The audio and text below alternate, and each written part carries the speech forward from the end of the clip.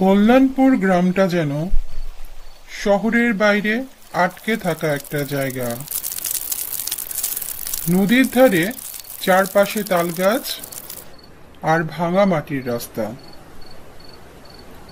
সন্ধ্যা নামলেই বাতাসে এক ধরনের গন্ধ ছড়িয়ে পড়ে, কাঁচা মাটি আর বৃষ্টির আগের ভয়। সেই রাত প্রচন্ড ঝড়ের পূর্বাভাস ছিল। আকাশে কালো হয়ে গেছে। দূরে বজ্রপাতের আলোয় গাছপালার ছায়া লাফাচ্ছে। গ্রামের সবাই তখন ঘরে ঢুকে দরজা আটকে দিয়েছে।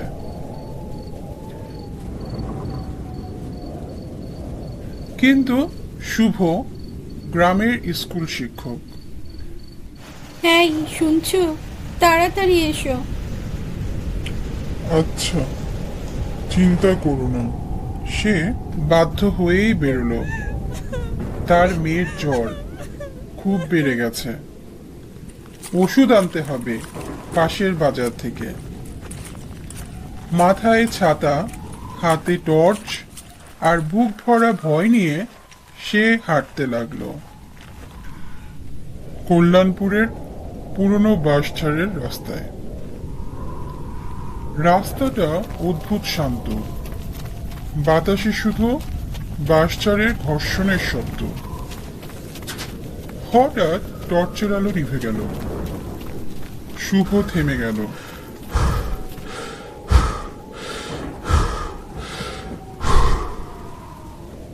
তারপর পিছন দিক দিয়ে এক মৃদু আওয়াজ, কারো কান্নার মতো। বাবা, তুমি এলে? শুভ কাঁপা গলায় বলল, কে কে ওখানে? একটা ছায়া ধীরে ধীরে এগিয়ে এলো। ভিজে চুল, চোখে অদ্ভুত স্থির দৃষ্টি, যেন সে শুভকে চেনে। তুমি ওষুধ আনতে গিয়েছিলে সেদিনও? মেয়েটা মৃদু স্বরে বলল। শুভর বুক হিম হয়ে গেল। সে বুঝল, ছেলেবেলায় তার নিজের বোন ঝড়ের রাতে ঠিক এই জায়গাতেই হারিয়ে গিয়েছিল। নদীতে ভেসে যায়, আর কোনোদিন ফিরে আসেনি। বজ্রপাত যেন এক ঝলক আলো ছুড়ে দিল। শুভ দেখল মেয়েটার পা মাটিতে ছোঁয় না, আর চোখ থেকে কাদা মাটি গড়িয়ে পড়ছে। বাবা, আমাকে একবার ঘরে নিয়ে চলো। শুভ দৌড়াতে চাইল, কিন্তু পা যেন কাদা নয়, বরফে ডুবে গেল। তারপর চারপাশে বাতাস ভারী হয়ে উঠল, যেন কারো নিঃশ্বাস তার গলার কাছে। কেউ বাঁচাও, বাঁচাও! পরদিন সকালে গ্রামের লোকজন বাঁশঝাড়ের পথের ধারে শুভর টর্চটা পেল। কাদায় অর্ধেক ঢুকে থাকা, এখনো জ্বলছে। কেউ বলে ঝড়ের রাতে কল্যাণপুরের পথে গেলে এখনো কারো কান্নার আওয়াজ শোনা যায়, আর মাঝে মাঝে টর্চের আলো নিজেরাই জ্বলে ওঠে। কল্যাণপুরে শুভর হারিয়ে যাওয়ার পর কেটে গেছে 3 দিন। ঝড় থেমেছে, কিন্তু গ্রামের আকাশ এখনো ভারী, যেন মেঘের নিচে কিছু অজানা শোক জমে আছে। লোকজন ফিস ফিস করে বলে, বাঁশঝাড়ে কিছু আছে, সেই জায়গাটা অভিশপ্ত। কেউ রাতে ওদিক দিয়ে হাঁটে না। তবু পঞ্চায়েতের তরফ থেকে 3 জনকে পাঠানো হলো শুভর খোঁজে।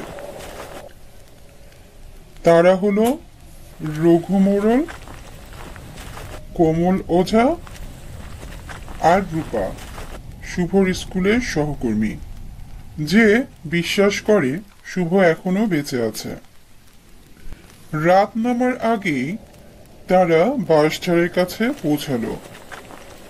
পথটা কাদায় ভিজে, বাতাসে অদ্ভুত শীতলতা। রঘু মশাল ধরল। কমল মন্ত্র জপতে জপতে লাগলো, আর রূপা চারপাশে তাকিয়ে বারবার কেঁপে উঠছে। হঠাৎ মশালের আলোয় কিছু দেখা গেল। কাদায় আধডোবা পায়ের ছাপ, কিন্তু ছাপগুলা এক জায়গায় শেষ হয়ে গেছে। রূপা ধীরে বলল, দেখো, ওইখানেই হয়তো শুভ থেমেছিল। কোমল নিচু হয়ে কাদা ছুঁয়ে বলল, এটা মানুষের নয়, এ পায়ের ছাপ যেন উল্টো দিকে গেছে। রঘু চুপ করে রইল। বাতাসে বাঁশপাতা সাই সাই করছে। তারপর হঠাৎ এক মেয়ের কান্না শোনা গেল, দূর থেকে, একেবারে সেই সুরে যেভাবে শুভর মেয়েটা কাঁদত অসুস্থ হলে। রূপা চমকে উঠল। এটা তো অনন্যার গলার মতো।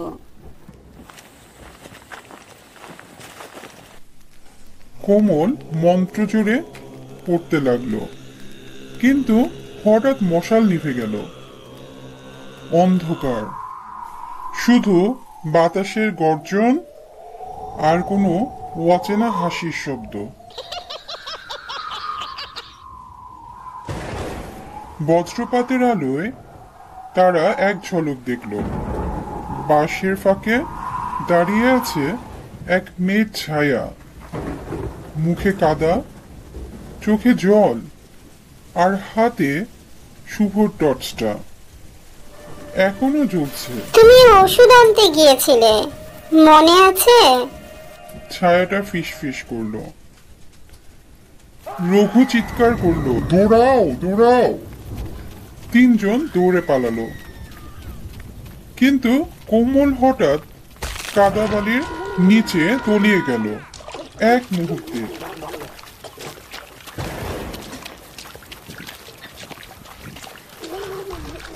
রঘু ও রূপা কোনো মতে পালিয়ে বাঁচল।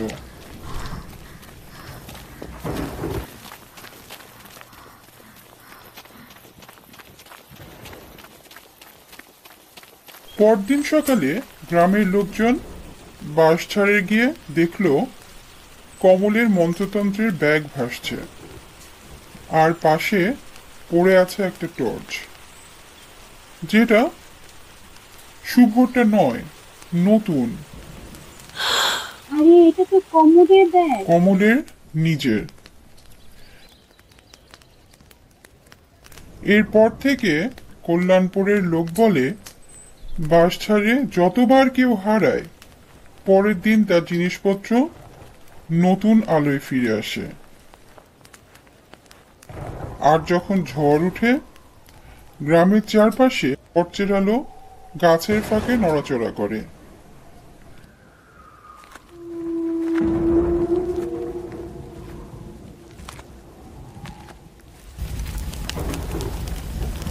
যেন কারা এখনো পথ খুঁজে বেড়াচ্ছে, ওষুধ আর প্রার্থনা হাতে।